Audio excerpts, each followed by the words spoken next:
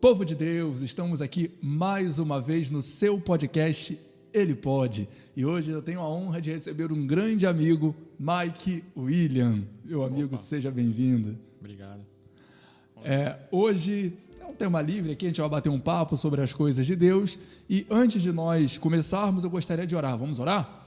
Deus Todo-Poderoso, Criador dos céus e da terra, diante de Ti nós estamos, Pai, e como ferramentas Tuas, nós Te pedimos, Pai, para que nós sejamos usados de acordo com o Teu propósito. Senhor, fale através de nós, fale conosco, é isso que nós te pedimos, em o nome de Jesus. Amém, e amém. Mike William, seja muito bem-vindo, meu amigo. Obrigado.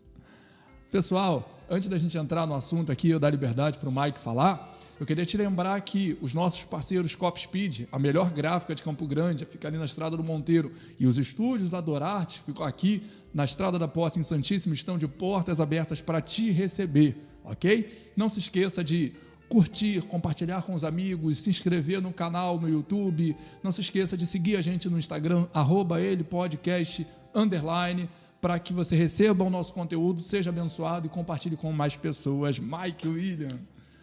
Meu amigo, gente, eu estudei com o Mike, conheço o Mike. No primeiro ano do ensino médio, nós sentamos no primeiro dia de aula, um do lado do outro.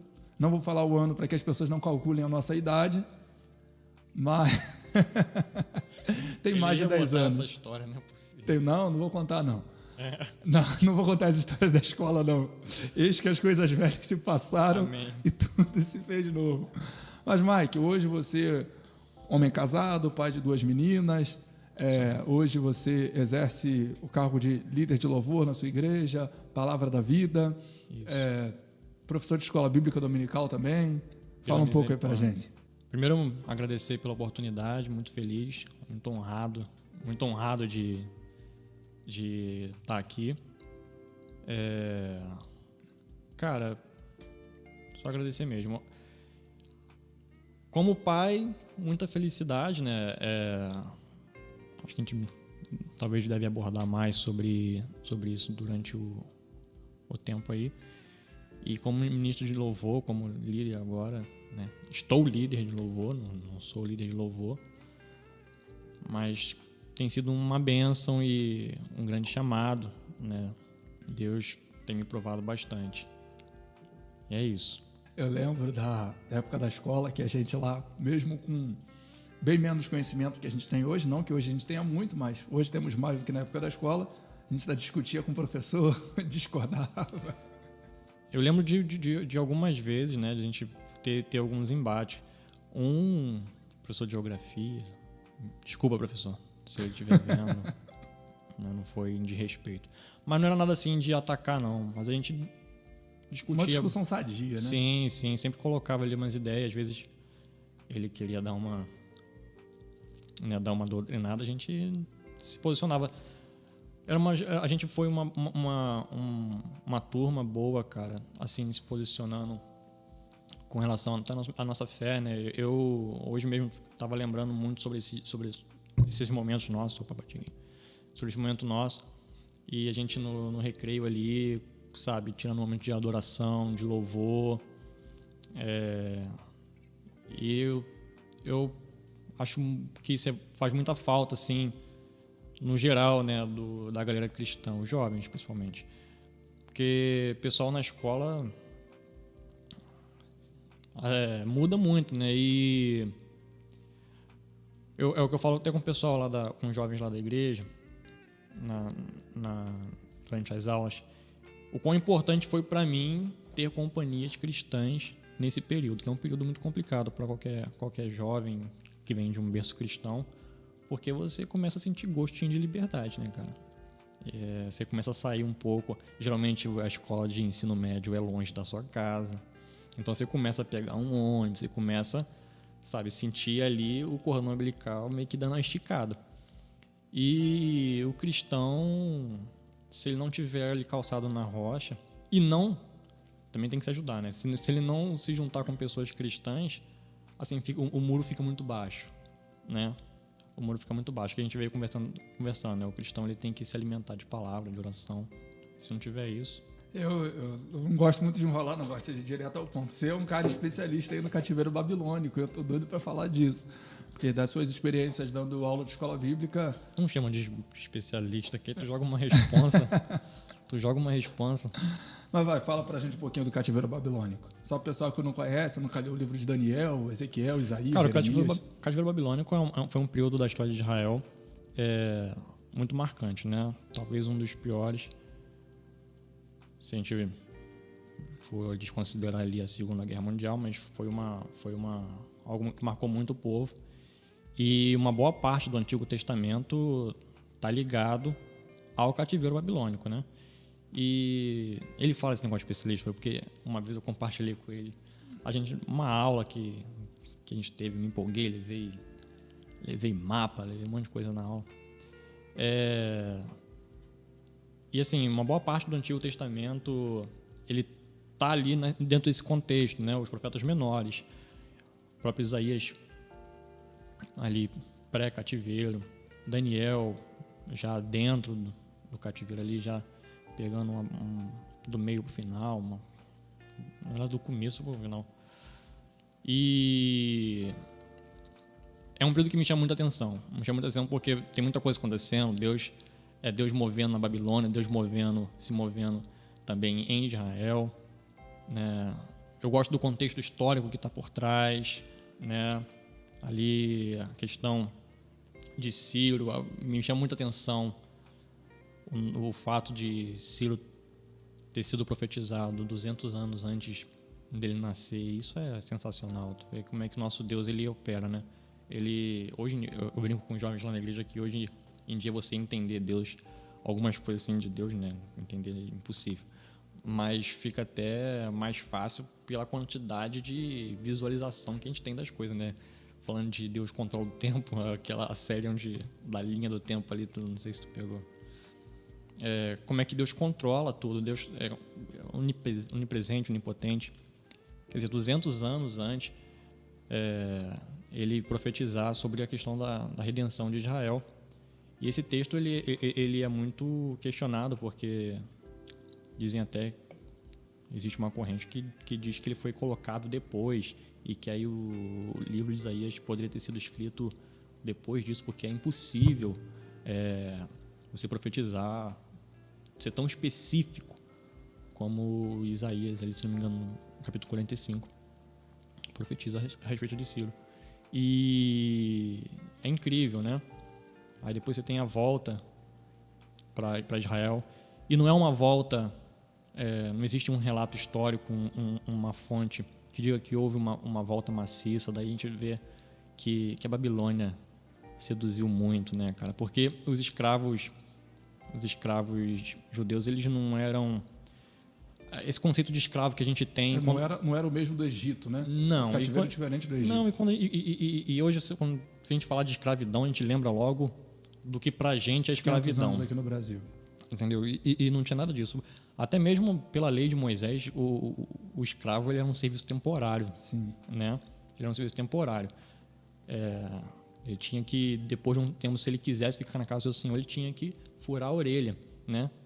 Não dizendo assim, furar a orelha porque eu quero ser um escravo, não era isso, mas era para desobrigar, né? Ou tirar a responsabilidade do seu senhor, porque se alguém visse que aquele cara ali estava aprisionado por mais do que a lei de Moisés permitisse, o dono dele, o senhor dele, ia infligindo uma lei. Então, assim, aquilo tirava a responsabilidade, né? E era um ato de amor também, enfim. Então não tem nada a ver com o que a gente conhece de escravidão, principalmente na história do Brasil. Mas ali na Babilônia, eles tinham autonomia, eles foram para lá, obviamente foram servir, mas eles também depois puderam, digamos assim, fazer parte da sociedade, né? Fato é que não houve uma volta expressiva no sentido na sua totalidade, não houve uma volta de todo aquele povo. Muita gente ficou. Porque a Babilônia seduz, né? Oxe, e não.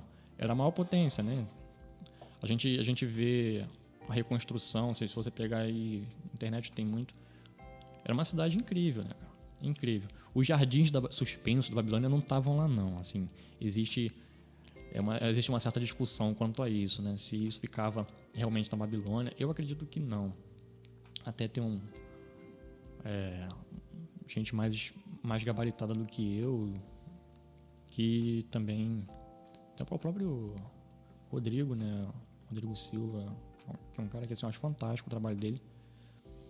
E uma vez ele falou que realmente assim, ficava em Nínive, né? Que era uma cidade de descanso ali, uma cidade meio paraíso. E existe mais indício de que estava ali para ali, não realmente na Babilônia. Mas a Babilônia por si só era linda, maravilhosa. Era uma grande potência, era moderna, né? Tinha esse ar de moderno, entendeu? E aí você pega um povo que é do campo, um povo que é do campo, um povo que é, sabe, do agro, vamos botar assim, e aí chega numa cidade que, cara, tem azulejo azul, aquela coisa maravilhosa, os caras são especialistas numa arquitetura que nunca se viu, um exército forte. Tô falando do que parece ser, assim, vamos botar assim, moderno naquela época. Aquela época, né? Então, um comércio muito forte, né? Imagino que caravanas passavam ali com muita frequência. Cara, seduziu, né? Seduziu. E não é muito diferente de hoje, não. Hoje, as Babilônias, né, estão por aí e elas estão cada vez mais seduzindo os filhos de Deus, né? Como foram naquela época também. Beleza. Bacana. Eu ouvi uma... Na verdade, foi um comentário bíblico que eu li uma vez sobre a diferença da prisão egípcia para a prisão babilônica. A prisão egípcia é aquela que te escraviza pela força. A prisão babilônica é aquela que vai no seu psicológico, falando, te apresentando, não, essa oportunidade aqui é melhor para você. É melhor estar aqui na Babilônia, desfrutando de tudo que a Babilônia tem para você, do que voltar lá para a terra do teu Deus, do que voltar lá para onde tem o templo, do que voltar lá para onde tem essas coisas. Então, é uma oportunidade de negociar, de crescer financeiramente, porque isso foi até uma ordem de Deus mesmo, né? Em Jeremias 29, Deus fala com o povo, fala, olha, cara, quando vocês estão aí na Babilônia, casem, tenham filhos, cresçam, porque vocês vão ficar aí 70 anos. 25, verso 11, se não estou enganado, vão ficar aí 70 anos. Depois desses 70 anos, vocês vão sair daí, porque eu é que sei, aí o 29, os pensamentos que eu tenho a vosso respeito. Sim. Que alguns profetas estão assim, não, vão ficar só 2 anos. Cativeiro babilônico, então Deus falou comigo, vão ficar só 2 anos. Não, são 70 anos. Enquanto vocês estiverem aí, vivam. Só que aí, uma das passagens bíblicas que eu mais gosto, um dos salmos que eu mais gosto é o Salmo 137, que fala assim, olha, os salmistas se reúnem, desconhecidos, e falam, anônimos, falam, olha, junto dos rios da Babilônia, dos ribeiros da Babilônia, nos assentamos e choramos, lembrando-nos de Sião.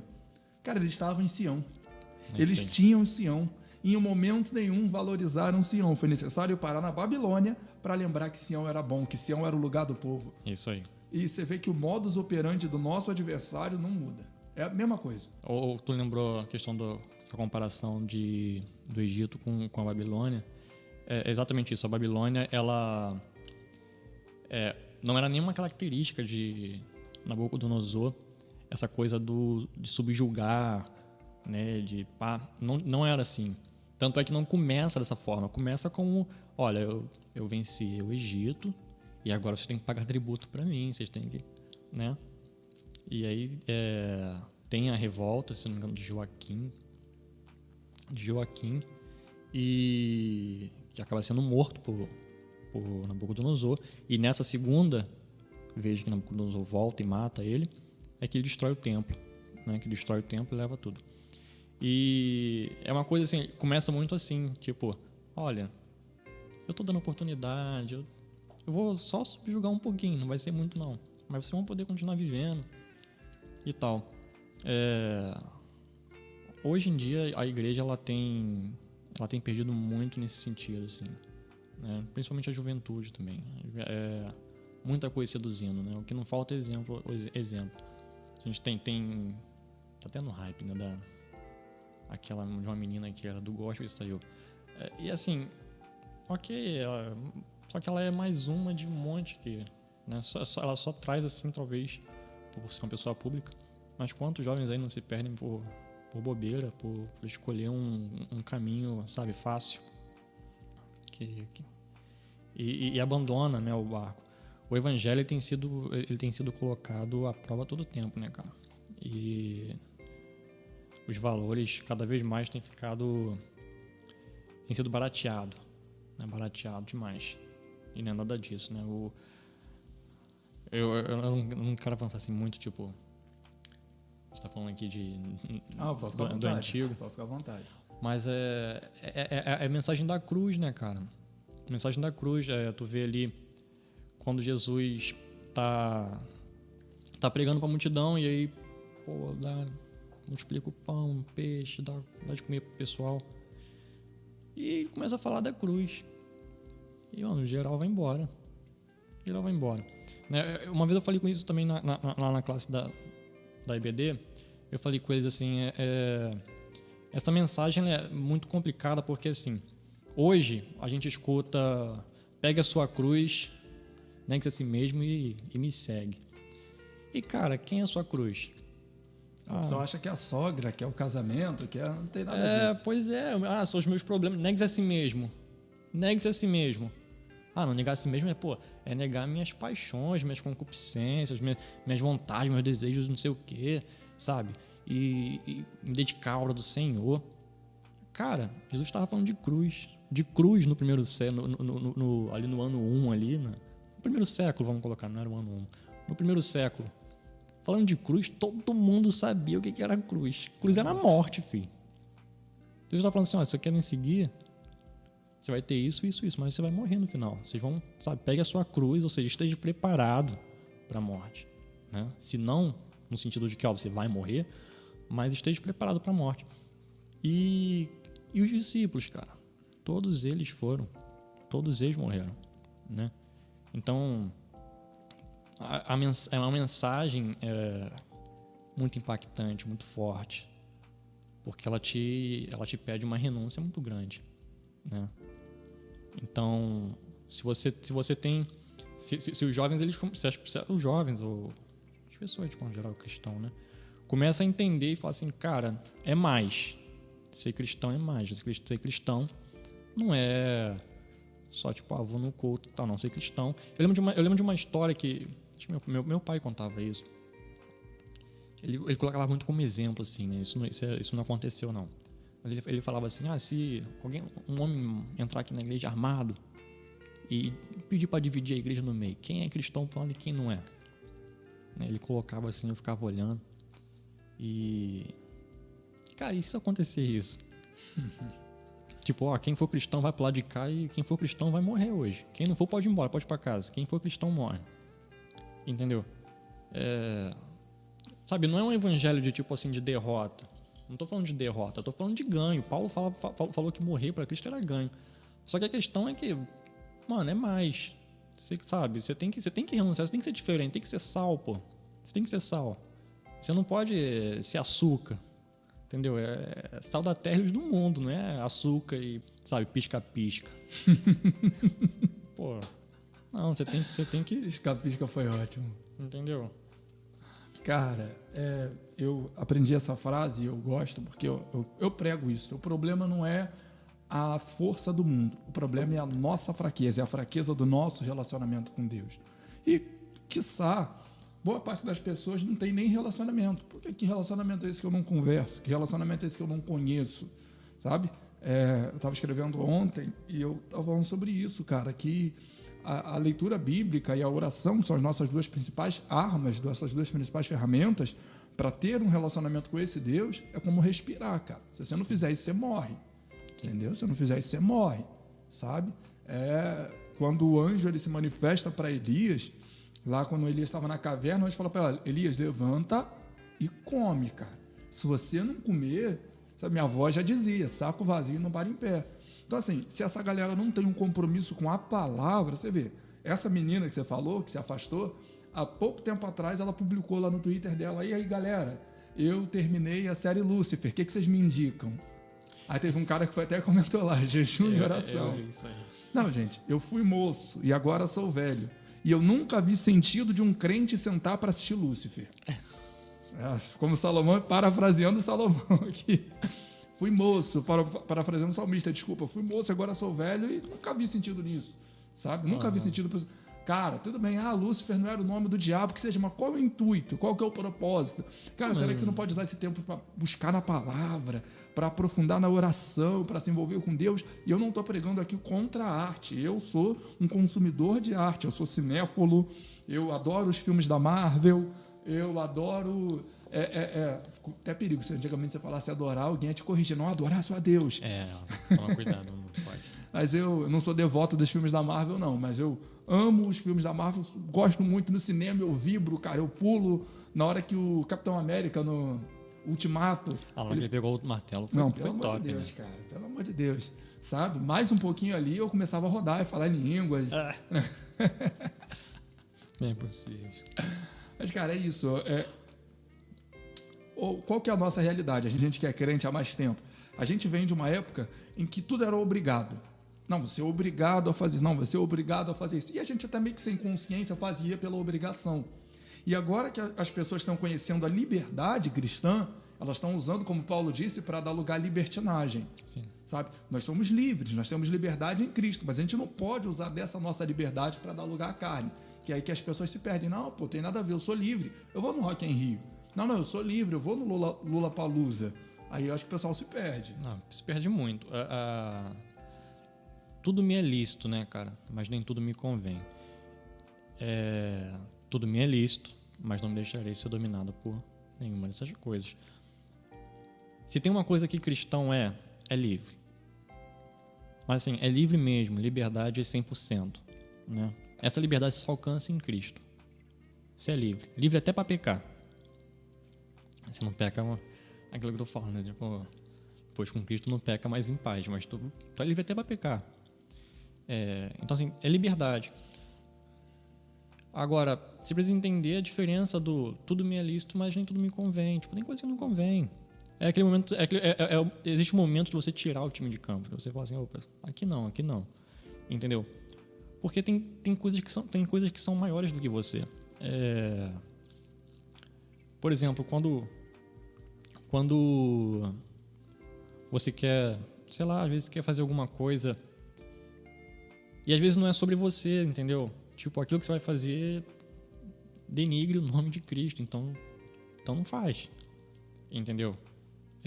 O cristão, essa talvez seja a maior diferença, entendeu? O cristão, ele saber entender isso, tipo assim, não é nem um exagero proibitivo, tipo, não pode, mas também não é se entregar a uma liberdade e dar lugar a uma libertinagem, entendeu? Onde tudo perde significado. Por que eu vou no Lollapalooza, por exemplo? Vou no Lollapalooza. Tá, mas e aí? Entendeu? No final das contas, assim, perdeu o significado, né? Você só tá indo lá por quê? Pra alimentar a carne de alguma forma. E em uma coisa que... Cara, desculpa, mas... É um lixo, mano. Mas Eu não discordo, não. Entendeu? Entendeu? Assim... É o lance de você ter liberdade, você saber se portar como um cristão. Então, assim, tem limite. Eu acho que você tem que saber se portar. Eu aconselharia, assim, se me permite, cara, cristão, ainda mais novo convertido para jovem, vai ler Provérbios, vai ler, sabe, ler João, depois disso cai matando ali nas cartas de Paulo. Tu vai ter um arsenal muito bom, entendeu? Para um cristão não conhece Provérbios, não conhece a carta de João, não conhece o Evangelho de João, e Paulo muito menos. Tu vai ver o Evangelho que Paulo pregava, né? Tava lá em Colossenses 2. Cara, é aquilo ali, entendeu? Quer entender o que é liberdade cristã? Colossenses 2, entendeu?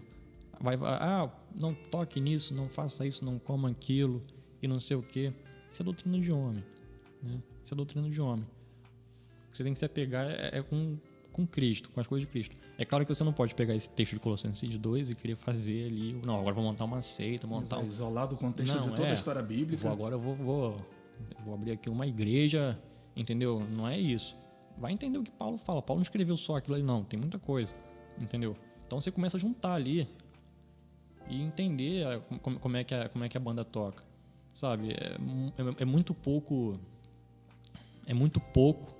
conhecimento, às vezes, que as pessoas têm, assim, sobre determinada coisa e quer falar muito, quer jogar muito. Esse negócio da menina que falou que Jesus é maneiraço, o fã-clube aqui...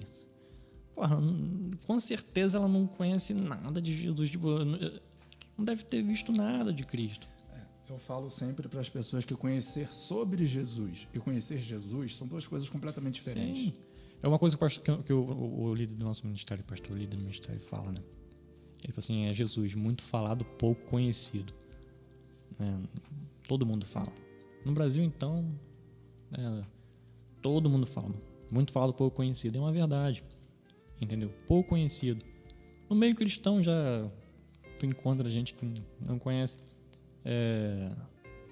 E aí pintam essa coisa assim de um Jesus quase um hippie, né? Tem um cara que ele, de vez em quando ele vai até numa emissora de televisão grande aí, ele é filiado do PSOL. Não, eu vou falar, ai meu Deus, do PSOL. Que ele se apresenta como pastor, né? Eu acho que eu sei quem é. Acho que eu sei quem é. E ele pinta assim um Jesus quase que um hippie, né? Aquela coisa do paz e amor, não sei o quê. E eu vou te falar assim, vou ser sincero, cara. Quando alguém chega pra mim e fala que Jesus é amor, eu já tô ficando até assim assustado, já fico logo assustado. Eu já ligo o sinal de alerta. Não é pelo fato de Jesus ser amor. Jesus é amor, né? Ele é a maior expressão de amor. O problema é o que vem depois disso. É o que a pessoa fala depois disso. Então Jesus é amor. Eu acho que um dos problemas, já que fala o problema, parece que a gente descobriu o problema matriz, né? Mas um dos problemas é que o conceito de amor foi deturpado. Hoje amor é não proibir. Sim. Hoje amar é aceitar tudo. Só que o amor não é isso. Aceitar tudo, ser legal, parecer gentil, parecer... Tem um texto que tem... Assim, eu tenho meditado muito nele, assim, de... Senhor... Que é aquele texto em que a mulher, se não me engano, a mulher Cirofinícia é curada. Cara, olha o processo que foi. A filha dela, né? Isso, o processo que foi. Entendeu? Ela, Senhor, me cura. E tipo, Jesus está ali meio, né? Ao ponto que ele fala assim, olha, não é lícito dar a comida da mesa pros cães. Pô, chamou uma cana de cachorro, cara. É um animal imundo pro judeu. Chamou assim, tipo... Sabe? No primeiro momento você fala, caraca. Entendeu? Tem todo um contexto. Entendeu? É um contexto por trás. Ela é uma pessoa que, aos olhos de Deus, ela é de um poder aquisitivo muito grande. Tal. São pessoas que, se for pegar para olhar na história, são pessoas que tinham muito poder aquisitivo, tratavam o judeu mal, entendeu? Então existe um processo de quebra de orgulho, né? Jesus não faz nada, não dá ponto sem nó, não. Tipo, tudo tem um porquê. Só que você, quando de forma leiga pega e lê o texto e, caramba, é forte. A questão é o seguinte: imagine Jesus falando isso hoje. Imagine hoje, Jesus está andando, uma situação dessa, todo mundo atrás, aquela coisa, soltando, sabe, purpurina, e de repente Jesus fala assim, ó, não é lícito dar mesa pros cães. Nossa, assim, como tá na moda hoje, ele seria cancelado. Nossa, que grosso, nossa, não sei o quê, que absurdo. Porque hoje tudo é assim, tipo, qualquer coisinha, as pessoas são muito sensíveis, né? Esse texto é maravilhoso, né? A resposta dela é sensacional. Ela fala, Senhor, mas até os cães se alimentam das migalhas que caem da mesa do teu Senhor. Imagina que Jesus por dentro, tipo, mulher, chegou onde eu queria. Chegou onde eu queria. Vai lá que tá curado. Entendeu? Então é isso. Esse é o nosso Deus, né? Que vai trabalhar. É processo. Deus não pula etapa. Né? É isso aí. Você falou do C.S. Lewis. Ele tem uma frase que ele fala que Deus é amor, mas o amor não é Deus. O amor, quando ele é tratado como um Deus, ele se torna um demônio. Sabe? E eu concordo muito com isso. Eu concordo muito com isso mesmo, porque Amor agora, se seu filho apronta na escola, você não pode corrigi-lo porque você o ama. Se você tem um desentendimento, se você não concorda com os seus pais, não concorda com os seus pais ou com a sua esposa, se você contraria, se você argumenta, é porque você não ama. Se você não aceita a opção da outra pessoa, é porque você não ama. Se você não concorda, e é um direito meu não concordar, você não ama. E as coisas não são bem assim. Primeiro que amor não é um sentimento, amor é uma ação. As pessoas precisam entender que amor... Eu sempre falo lá na igreja que se você está... Ai, borboletas no estômago. Cara, toma um Eno Guaraná porque isso é azia. É má digestão. Eno Guaraná, estou fazendo a propaganda, é alívio já. Então toma aí, cara, um efervescente, você vai melhorar. Amor é uma decisão que a gente tem que tomar todo dia. Entendeu? Então, o conceito de amor está deturpado e aí o evangelho está deturpado por figuras como essa que você falou, sabe? O cara... Um dos deuses desse cara que se diz crente é Deus é uma mulher. Não, desculpa. Deus é uma mulher negra. Cara, você quer pagar... E aqui eu vou evitar entrar em temas polêmicos e falar de política, mas se você quer pagar pedágio ideológico, paga. A vida é sua, todos nós somos cidadãos. Não envolve o Senhor dos Exércitos nisso. Exatamente. O tempo todo Cristo está falando, não, porque o Pai me enviou, o Pai. Que Deus está com confusão de gênero agora, o Pai é uma mulher e esse cara se diz pastor. É triste porque, assim, eles não falam para um público... Eles não falam sozinho, né, cara? Se eles estivessem falando isso na frente do espelho para eles, tudo bem, mas eles falam isso para uma geração que já tá tão confusa, né? E buscando de um lado e do outro. E o evangelho da verdade mesmo, ele se não tiver realmente pessoas, né, que levantem ali a bandeira, que falem, não é isso aí, que protestem. Cara, se confunde. Confunde, porque falar de amor confunde, porque o que é mais... O que é maior do que o amor? Nada, cara. Tipo, amor. Nossa. Tipo, te convence fácil. O discurso do amor, ele é um discurso que convence muito fácil. Pelo amor de Deus, ninguém tá falando aqui de excitar ódio, nada de coisa, não. É discurso de ódio. Não é isso. Mas é que se... Atenção, ele pode sendo cancelado agora. Mas Discurso é que, assim, de ódio. A coisa mais fácil que tem é você parar e falar pra assim, olha, eu te amo, cara, que amor que eu tenho por você, não sei o quê. As pessoas sabem. Agora, quando você fala de renúncia, quando você fala do Calvário, da mensagem da cruz, fala assim, olha, Jesus, ele te ama, mas ele quer te salvar, ele quer te restituir, ele quer mudar a tua vida. Caramba, entendeu? Isso causa um desconforto no primeiro momento. Isso não é confortável. Jesus, ele te tira da zona de conforto. Ele não te deixa lá. Jesus, ele pede para os judeus fazerem um resumo das 2 tábuas de Moisés. Jesus fala assim, ó, qual que é o primeiro mandamento? E claro, se você ler Êxodo 5, né? Êxodo 20, e depois Deuteronômio 5, existe uma compilação de Êxodo 20, quando Moisés recebe as 2 tábuas com os 10 mandamentos. Aí Cristo pergunta para os judeus assim, ó, qual é o primeiro mandamento? Aí o pessoal fala, amarás o Senhor, teu Deus, acima de todas as coisas. Então, cara, quer falar de amor? Ame ao Senhor primeiro. Isso aí. Ame ao Senhor primeiro. O que acontece, eu falo isso muito com a minha mãe, é que tem gente que quer ser melhor que Deus. Tem gente que quer ser melhor que Deus. Se Deus fala que é errado, fala, não, que isso, calma, vamos amar. Cara, você é meu amigo. Se você estiver caminhando rumo ao penhasco, eu sei que lá no final você vai cair. Se eu não te disser, Mike, sai desse caminho, eu não te amo. Eu sei que você vai cair e morrer. Se eu não digo pra você, Mike, eu não te amo. Amar é te falar, Mike, você tá indo pelo caminho errado. Isso é amar. Cara, e assim, isso é tão verdade. Tu falou anteriormente aí na questão de ser pai e tal, filho.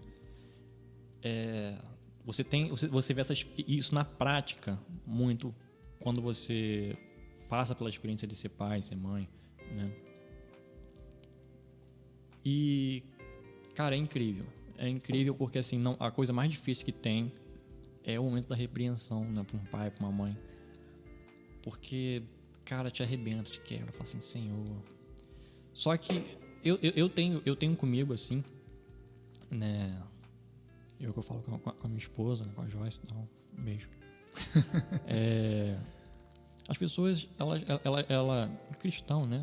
Muito cristão, quando vai educar filho e tal, querem ser melhor que Deus, sabe? Querem ser melhor que Deus. Se esquecem que Deus trabalha, Deus tem alguns padrões, né?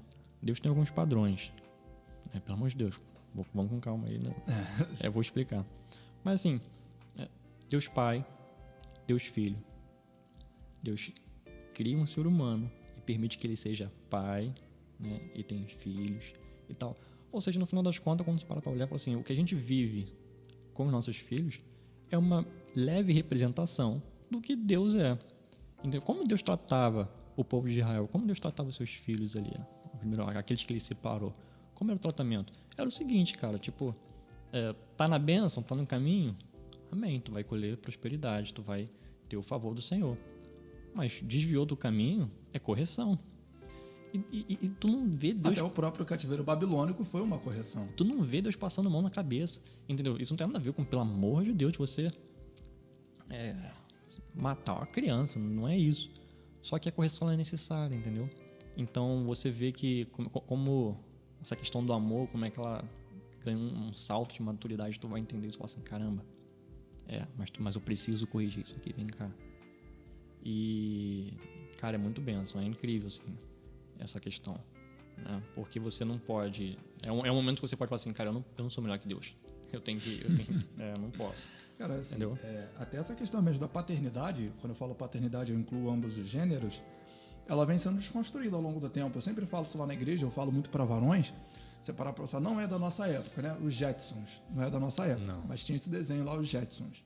E a figura paterna, que é a hierarquia, e tem gente que prega contra a hierarquia. Uma vez eu ouvi, não, porque o pai tem que entender que ele fala de igual para igual com o filho. Irmão, desculpa, de repente na sua casa, na minha não. Não. Eu não falo de igual para igual com a minha mãe e eu nunca vou aceitar que um filho meu fale de igual para igual comigo. A hierarquia, ela funciona no ambiente de trabalho, ela funciona no ambiente doméstico, ela funciona no ambiente ministerial. A hierarquia é importante para tudo. Deus Pai, Deus Filho, a hierarquia funciona em tudo. Aí você vê lá os Jetsons. A figura paterna é um completo idiota. Uhum. Vamos avançar um pouquinho para os Flintstones. Aí eu já assisti um pouquinho, não muito, mas eu já assisti um pouquinho. Peguei um pouquinho também. A figura paterna é um completo idiota. Os Simpsons, que é bem mais da nossa época, a figura paterna é um completo idiota. Nos Simpsons o negócio tá muito zoado, né? Porque assim, nos Flintstones ele ainda trabalha. Tu vê que ele ainda tem um negócio ali, sabe? Nos Simpsons não, nos Simpsons... Tudo bem, ele trabalha na fábrica lá, mas o Homer pelo amor de Deus. Assim, gente, eu não tô falando que você não pode assistir o desenho não, tá? Isso aí você vai resolver com seu pai, com a sua esposa, com a sua mãe, com o seu pastor, sei lá. Mas a desconstrução do sistema hierárquico, que é um sistema que dá certo, a própria palavra fala, você falou de Provérbios, o Deus corrige o filho que ama, assim como o pai corrige aquele que ele quer bem. Então, cara, se você está sendo corrigido por Deus, é porque ele dá a salvação para você. Com certeza.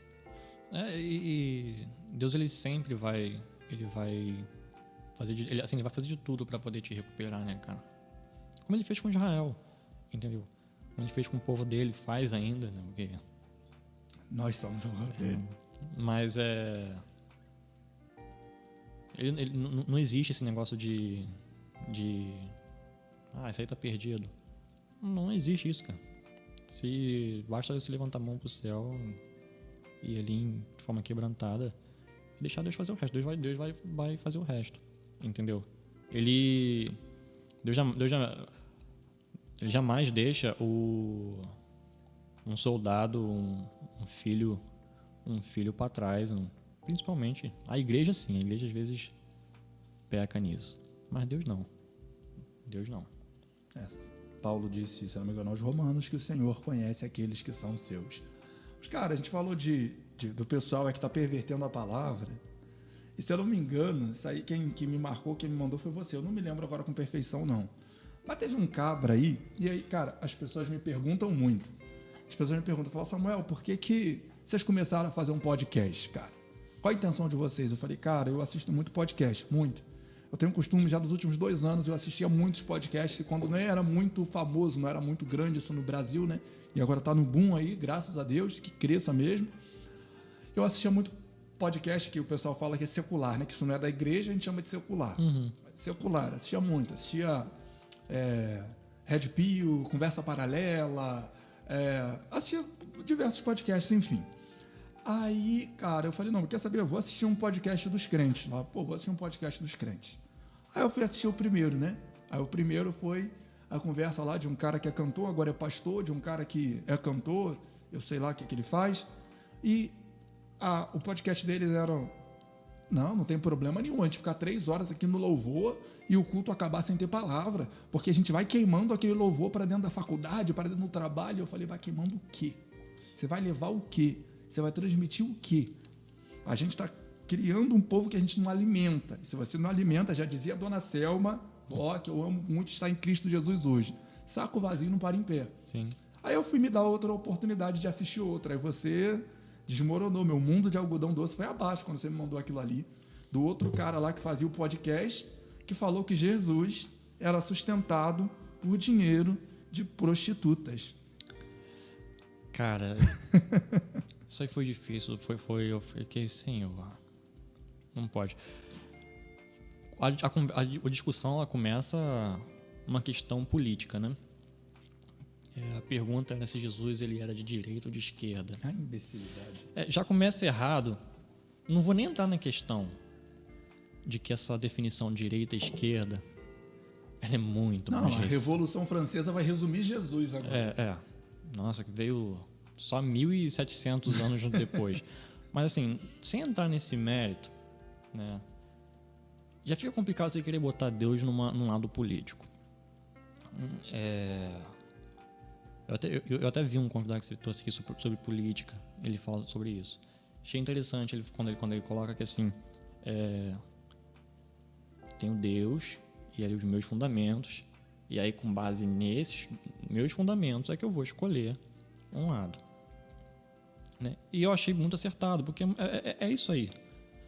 Do contrário, você começa a eleger uma espécie de guru sabe, o Messias. Salvador da pátria. Um Messias, um Salvador da pátria, entendeu? E não é esse o caminho. Você tem que, aquela pessoa ela tem que passar por um filtro, ela tem que passar por um crivo ali. E vamos ver o que sai no final, né? Desculpa, Lula, mas você não passa nesse crivo. Né? O Bolsonaro dá mole, mas o Lula não passa. Entendeu? Com tudo contra o... Assim, o Bolsonaro, eu tenho minhas críticas a ele. Eu acho que ele é um cara que precisava ser mais bem assistido no falar. Ele fala muita besteira. Não faz tanta besteira, mas fala muita besteira. Mas o Lula é uma ameaça ao país, né? Com todo respeito. Enfim, já até entrei na ação de política de crachado, não era nem intenção. Enfim, aí a gente não vai cortar não, tá? Só pra você saber. Eita. Não tem corte não. Aí pintando ali, tentando colocar... Não, olha, aí ele argumentou, tipo, olha, Jesus era assim, Jesus era assado, e no final ele fez essa soma, como que pendendo Jesus para a esquerda. Né? Olha, porque ele soltou essa, Jesus era sustentado por dinheiro de prostitutas. Cara, isso é... O cara não conhece a Bíblia, cara. Isso está muito errado, né? Muito. Primeiro que, assim, eu acho que as pessoas confundem muito. Quando essa questão de Jesus estar nos lugares, beber, comer e jantar. Jesus era uma pessoa que frequentava lugares que, na maioria das vezes, vamos lá, cristão, não frequenta. Né? Por exemplo, Jesus, ele, sem problema nenhum, ele iria num lugar, sei lá... Numa casa de prostituição. Iria, entendeu? A diferença, é aí que é o ponto. É que ele, primeiro, ele não ia lá para ver ou se divertir ou fazer nada. Segundo, a autoridade que ele tinha era tão grande. Estar perto de Jesus era algo tão sublime que onde ele chegava, ele impactava. Tudo para escutar o que ele tem para falar. Tá entendendo? Tipo assim, então ele não foi lá... Ele não era influenciado pelo meio. Quando ele chega, tudo para. Entendeu? Já começa que assim, a gente está falando do Criador da Terra. Desculpa, diabo, mas você não pode ficar no mesmo espaço. Você não tem vaga, não cabe. Então assim, quando ele pisa na porta de um lugar como esse, acabou, filho. É tipo, senta aí que vocês vão escutar o que tem para falar. E é isso, entendeu? Mas criou-se um subconsciente de que Jesus era já ouvi até isso assim, ele era um beberrão, um festeiro. Beberrão e comilão. Isso é um absurdo, entendeu? Até porque os judeus, eles são um povo muito festeiro. O próprio Deus deu festas para eles, né? Eu diria que o mineiro brasileiro é uma miniatura do povo judeu, né? Porque mineiro, tu vai na casa de um mineiro, tem que comer. Minha família é de uma raiz assim mineira. E, cara, tu recusar comida é um insulto. Com o judeu não era muito diferente. Tu vai pra tudo, o judeu faz festa. Fazia, não sei como é que é hoje, mas fazia festa. Então, era festa toda hora. Eles são do tipo de sentar à mesa pra, sabe, tem esse momento, essa coisa de um olhar no olho e conversar. Isso que a gente tá fazendo aqui, entendeu? Isso é muito cultural deles, principalmente no tempo de Jesus. Então, esses momentos... Corte que a gente vai gerar aí, hein? Mike William fala que a ceia de Cristo foi o primeiro podcast da história. Você vai gerar esse corte. Entendeu? Então, assim, isso era muito cultural, entendeu? Era muito cultural. Era comum. Não dá pra você pegar e falar assim, tá vendo? Olha lá, ele era um festeiro. Não, cara, isso é a cultura dele, entendeu? O povo era assim, entendeu? Então, aí entra essa questão da prostituta, né? Falei, Senhor, e aí tu mandou pra mim, assim, pô, esse cara, na lei de Moisés já proibia isso, quer dizer, ele jamais poderia aceitar isso, porque, né? E aí Jesus veio para cumprir a lei, não veio para ele não inventou nada novo. Existe também uma ideia de que Jesus Jesus revolucionou e não sei o que e tal. Não, ele só trouxe transparência, né? Transparência. O que o homem estava deturpando, o que o homem não estava cumprindo, Jesus falou, se a lei se cumpre assim. Até porque a lei que deu foi Deus, pô, foi ele que deu a lei. Ele é a lei, entendeu? Então não é A única vez que a gente vê ele falar de um novo mandamento é um novo mandamento. João 13:34. Um novo mandamento. Exatamente. Para tu ver a diferença da pregação, a diferença na hora que ele vai falar, né? Jesus ele vem pregando durante 3 anos e meio praticamente, e só em um momento ele fala assim, ó, bota aqui uma vírgula. Agora sim, um novo mandamento eu estou dando a vocês, entendeu? Do contrário, o resto tudo estava na lei. Tudo. Ele foi perfeito. Ele tinha que ser perfeito, né? Do contrário, ele não seria o Cordeiro Pascual. E é isso, gente. Você brincou aqui. Você falou até dessa questão, desse tópico, né? Dessa ideologia. Tem gente que fala que a Bíblia é machista. Cara, quem fala que a Bíblia é machista não conhece a Bíblia. Você tem um livro que protegia a mulher, e você vê por diversas vezes o livro protegendo a mulher é a Bíblia. Se você pega a lei que ordenava com que a mulher se afastasse nos seus períodos, era para proteger a mulher, porque o homem era um animal. O homem não respeitaria a mulher, então a Bíblia cria isso para proteger. A Bíblia, toda a história da Bíblia é a história do amor de um noivo que se entregou, que morreu, que sofreu por amor a uma noiva. Então, isso não é... Isso é o noivo, se o feminismo, né, diz que luta para restaurar o direito das mulheres, a noiva de Cristo não precisa lutar, porque Cristo é quem restaura o direito dela. E assim, estava conversando com uma amiga e a gente estava falando sobre Gênesis. E a gente teve uma aplicação ali na conversa muito legal, porque a Bíblia não é racista, a Bíblia não é machista. Gente, a Bíblia é a palavra de Deus e a palavra de Deus é perfeita. A palavra de Deus ela é perfeita. O Salmo 139 deixa isso bem claro. A palavra 119, desculpa, deixa isso bem claro. A palavra de Deus ela é perfeita. Então, quando Deus ele vai dando as sentenças, né? Adão, você vai trabalhar do suor do seu trabalho que você vai comer. Eva, você vai sofrer dor de parto. Serpente, você vai rastejar. E eu vou pôr inimizade entre a mulher e a serpente. Obviamente, Deus estava fazendo a analogia entre Cristo, que viria da mulher, da semente da mulher, e a serpente, que é o diabo, que é o Satanás. Enfim. Mas Deus, ele cria a inimizade entre a mulher e a serpente. E a gente concluiu junto que toda espécie de machismo é uma serpente. Porque, ao mesmo tempo que a gente fala contra o feminismo, a gente vai falar contra o machismo também, porque a Bíblia não é machista. Não. A Bíblia fala que nós, homens, devemos tratar as nossas esposas como Cristo tratou a igreja. Eu converso muito com a minha esposa sobre esses temas, assim, e uma vez eu fiz essa reflexão com ela, falei assim, se dessem a importância para esse trecho, para esse versículo, como dão para a parte do que vós mulheres submisso ao vosso marido. Se dessem a importância, eu digo até dos homens mesmo. Se os homens, né, quando fala, e vós maridos, né, amai como Cristo amou a igreja. Se esse versículo, ele fosse, lutassem por ele como lutam pelo outro, a coisa seria bem diferente. Porque o que pede ali é um amor sacrificial. Entendeu? É um amor sacrificial. É um amor muito difícil de se dar, né? Tá se comprando com Cristo. Então, agora falou da questão da Bíblia, não protege as mulheres e tal.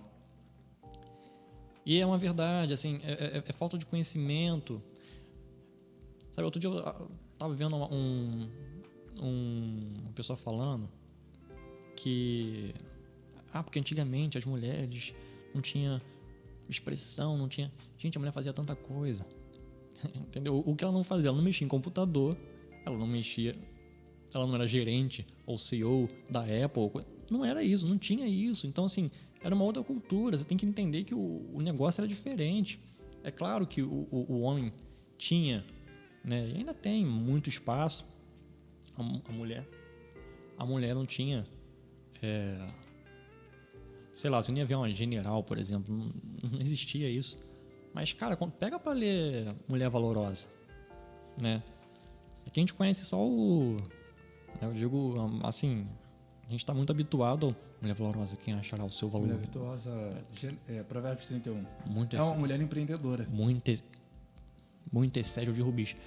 Eu falei isso com os jovens lá na classe outro dia, eu falei, gente, olha o versículo, vamos ler o versículo todo. A mulher que tá sendo descrita naquele versículo ali, isso eu tô falando de... Vamos lá. Salomão. 27 gerações antes de Cristo. Você tá entendendo? É uma mulher que, cara... Desculpa, mas não é pra qualquer uma, não. Entendeu? Uma mulher que luta, corre atrás. Que fala que ela faz a roupa e vai pra porta da cidade, ela vende. Ela ajuda em casa, ela... Chega até a ser uma meio super-homem, assim... Ou super... Mulher Maravilha. Entendeu? É claro que não é um pacote, né? Dentro daquele Mulher Virtuosa ali, tem várias mulheres, né? Até porque se a gente não consegue, enfim, não tem como uma mulher fazer tudo que está escrito ali, né? Mas eu vou explicar, se a gente não consegue, é o nosso contexto atual, tá, gente? Não. Vai falar, se a gente que é um homem não consegue, a mulher vai conseguir, aí já gera uma treta. Não é isso. Que é muita coisa que tá ali, né? Tá falando de várias situações, tá falando da mulher que empreende, tá falando da mulher do lar, tá falando da mulher no sentido com o marido, no sentido com as crianças. Você tem vários pontos, né? Ou seja, várias mulheres na característica de mulher, vamos botar assim, naquele versículo. Não é um pacote, não é tipo, essa daqui é a mulher virtuosa, a mulher que faz tudo isso. Não, aí você está botando uma coisa meio impossível, entendeu? Mas você tem ali vários tipos de mulheres, várias mulheres que são virtuosas, e você vai ver e falar, caramba, isso já existia. Entendeu? Agora, você tem que entender o contexto histórico para poder você fazer uma reflexão. Sabe por que a gente chegou nesse assunto? É porque o cara lá falou que Jesus era sustentado por dinheiro de prostituta, porque algumas mulheres ofertaram no ministério de Cristo. Ele deduziu que mulher naquela época só trabalhava com prostituição. Isso. E ele nunca ouviu falar de Lídia, a vendedora de púrpura. Isso. Nunca ouviu falar de Priscila, a esposa de Áquila, que fazia tenda. Isso. Não leu Provérbios 31 também. E ele não sabia disso. As mulheres, a mulher... ofertou ao Senhor, logo o dinheiro que ela ofertou foi um dinheiro de prostituição. A lei de Moisés, ela proíbe esse tipo de oferta, né? Esse já é o primeiro sarrafo ali. Você já não pode. Ou seja, Jesus não poderia receber esse dinheiro. O segundo ponto é que nem toda mulher, né? Apesar de Jesus ter esbarrado, por exemplo, com Maria Madalena, né? Tem Maria Madalena, tem aquela Samaritana. Tem a mulher samaritana e tem a menina que trouxeram para Jesus, a mulher que trouxeram para Jesus, que foi pega em suposto adultério, né? Pronto, dá a entender que toda mulher que esbarrou no caminho de Jesus era uma prostituta. Pronto. Toda mulher que cruzou o caminho ali foi prostituta e logo doou dinheiro de prostituta. Cara, não é nada disso. Não é nada disso. Você teve várias outras mulheres, né? Teve até uma mulher que estava enterrando o filho. Entendeu? Você tem várias mulheres que cruzaram o caminho de Jesus e não era necessariamente prostituta, né? A Maria, irmã de Lázaro e Marta, entendeu? Eu tava pensando, a gente não tem tempo ainda, né? Vamos lá. Pensando nesse texto, cara, da Maria e Marta, né? Marta ali, tarefada, negócio todo, e Maria aos pés, escutando o mestre e tal. E em determinado momento, Marta vai lá e fala assim: Senhor, manda que Maria levante e venha me ajudar, porque assim, tá pesado, eu tô fazendo tudo sozinha, entendeu? E aí ele fala assim: Marta, você tá muito ocupada, né? Ela escolheu a melhor parte, não vai ser tirado dela isso não. Cara, aí faz uma ligação com aquele texto do jejum dos discípulos, né? Enquanto o noivo está aqui, eles não precisam jejuar. Ou seja, curte a presença do noivo. Ela estava curtindo a presença do noivo. O que foi falado naquela sala? Os discípulos nem na hora de anotar se perdeu, porque teve que parar o que Jesus estava falando para poder prestar atenção no momento em que Jesus deu um sermão ali na Marta. Né? A gente aprende, Marta não estava errada no que estava nos afazeres, mas aquele discurso de Jesus, só Maria escutou. Só Maria. Nem os discípulos pegaram aquilo ali e não foi registrado. Foi uma mensagem de Jesus que não foi registrada. Foi exclusiva, só ela pegou. Entendeu? Jesus falou assim, ela escolheu a melhor parte. Eu tô aqui na casa. Jesus está na casa. Desculpa, mas varre depois. Varre depois. Entendeu? Faz o que tem que fazer depois. Entendeu? O dono do universo escolheu a sua casa para poder tomar um café. Entendeu? Então para um pouquinho. E ninguém pegou, né? Ninguém registrou aquela mensagem. Ficou só com Maria. E foi uma pena pra gente, mas só Maria pegou. Amém, Mark. Infelizmente a gente já está chegando no final. Ficaria aqui mais horas conversando com você, que é muito bom.